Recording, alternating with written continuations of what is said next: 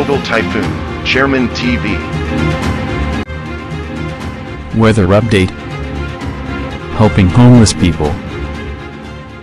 Please subscribe.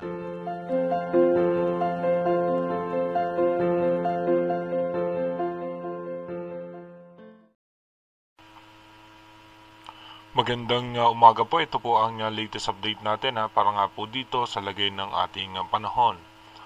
Yung shearline nga po natin ay mananatili po itong magdudulot ng pag-ulan sa may parte ng Bicol Region at ng Visayas. Kaya iba yung pag-iingat pa rin sa ating mga kababayan dahil nga posible pa rin pumuli itong magdulot ng mga pagbaha at pagguho ng lupa. Asahan nga po natin na mayroong mga posibilidad na malalakas o heavy rainfall sa may Rapu-Rapu, Legazpi, Pio Duran, Pilar, Sorsogon City, Bulusan, Sabulan, Matnog, Monreal. Meron din po dyan na posibleng heavy rainfall sa Aroroy, Masbate City, Milagros, Balud, sa may Uson.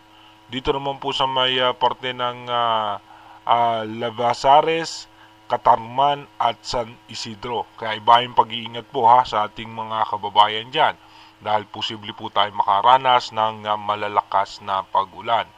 At ayon naman po sa ating advanced weather forecast, patuloy nga po na magdudulot ng pag-ulan ng shearline sa ating bansa.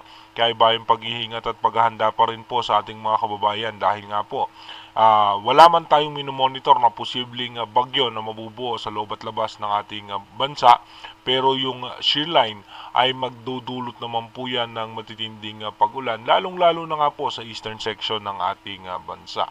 May mga possible low pressure area po tayo mabubuo, pero mababa naman po ang tsansa na maging isang ganap na bagyo. Dumako na muna tayo sa ating rain map animation kung saan dito nga may mga heavy rainfall na mararanasan sa may parte ng northern portion ng Visayas at dito nga po sa dulong bahagi ng Bicol Region. Pagdating naman po mamayang alas 12 ng tanghali, may mga malalakas pa rin pong pagulan dito sa may parte ng Bicol Region. Asahan pa rin po natin yung mamahina at katamtamang pagulan sa halos buong Visayas. May mga pagulan nga rin po dito sa may parte ng Palawan at maging dito nga po sa may Mindanao. Magiging maganda pa rin po ang lagay ng panahon ng halos buong Luzon, kaya wala po tayong inaasahan na malalakas na pagulan. Asahan na lang natin dyan yung mga localized thunderstorm. Pagdating naman po ng alas 3 ng hapon mamaya, tuloy-tuloy nga po, may mga posibleng malakas pa rin ng pagulan. Dito nga po sa may parte ng Bicol Region, kaya mag-iingat po yung ating mga kababayan dyan. Meron na lamang po mga cloudy sky at mga very light rain dito nga po sa may halos buong Visayas, pero dito naman po sa may parte ng Mindanao, may mga posibilidad tayo ng biglang pagbuhos ng malalakas na pagulan.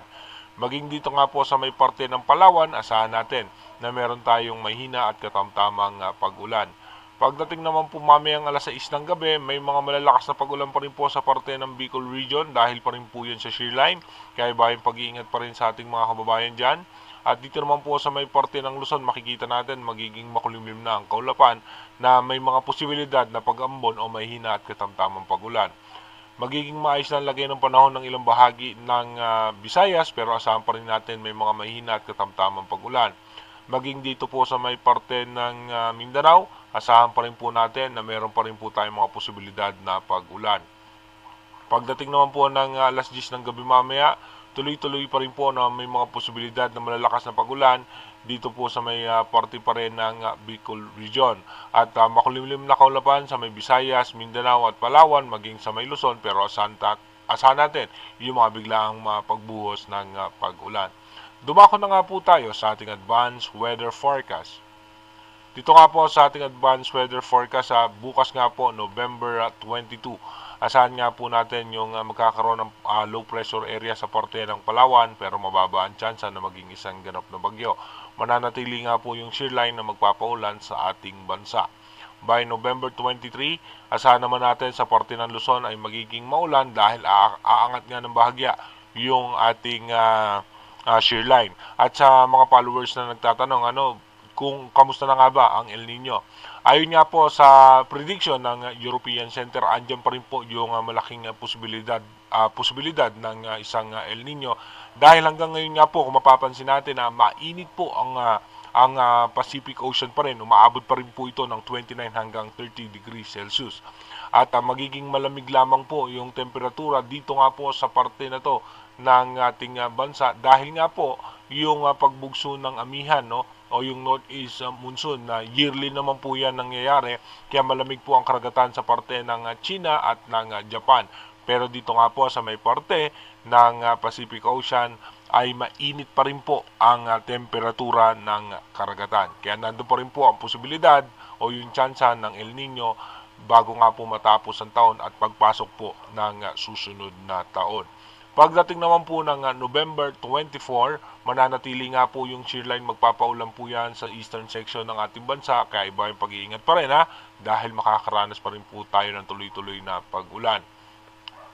By November 25, mababawasan ng bahagya yung mga pag-ulan at pagdating naman po ng November 26, isolated rain shower nga po yung mga possible scenario na nakikita natin ngayon sa ating advanced weather forecast.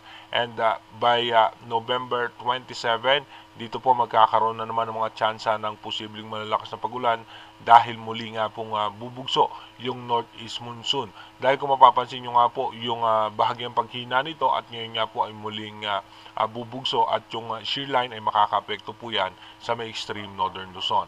Pagdating naman po ng November 28, dito nga po muli yung pagbugso ng northeast monsoon at yung shear line ay magpapaulan po yan dito sa may parte ng Luzon at meron tayong makakapal na kaulapan na magpapaulan naman po sa Visayas at Mindanao. By November 29, tuloy-tuloy naman po muling lalakas ang northeast monsoon. Magkakaroon pa ng high pressure area na tutulak lalo sa ating shear line pababa na muling makakaranas ng pagulan ang Bicol region at ang Visayas. By November 30, tuloy-tuloy pa rin po makakaranas na mahina at katamtamang pagulan ng Visayas, Mindanao at Palawan. Yung shear line naman ay makakapekto naman po yan sa parte ng Luzon. Again, inuulit po natin yung ating advanced weather forecast is possible scenario pa lamang po yan. Malaki pa rin po ang tsansa na magbago yan. Kaya manatili tayong tumutok sa ating advanced weather forecast para malaman natin yung mga posibleng sama ng panahon na mabubuo sa loob at labas ng ating bansa para mas maaga po tayo makapaganda kung sakali nga po magtutuloy-tuloy yung mga senaryo na nakikita natin sa ating advanced weather forecast. Mag-iingat po tayo palagi. God bless po sa ating lahat.